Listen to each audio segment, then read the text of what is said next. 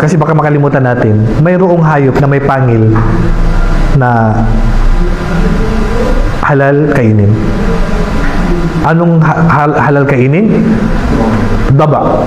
Yung parang aso, anong tawag doon? Hyena. Alam niyo hyena? Wild dog. Hyena. Isa sa mga sahaba nagtanong siya kay Jabir, sabi niya, asaydun huwa? Ang hyena ba ay pwedeng hulihin? Sabi niya, oo.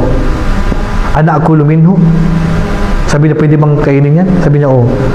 Akala Nabi sallallahu alaihi wasallam, sinabi ba ng propeta sallallahu alaihi wasallam pwedeng kainin yan? Oo. Ang sumagot niya si Jabir. Kaya ang pananaw ng karamihan sa ulama, ang hyena, na which is napakabangis. Yes. Halal. Yan exemption sa may pangin, sa lupa, ang hyena ay halal.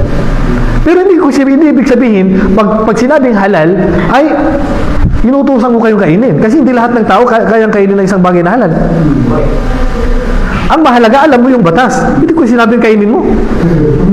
Pag nakita mo yung hyena, halal siya. Pwedeng kainin. Basta sa'yo. Mayroon naman tayong pagkain na gusto mo, ayaw ko, gusto ko, ayaw mo. Ganun na kasimple yan. Ang mahalaga, alam mo ang hatol sa hyena ay halal. Okay.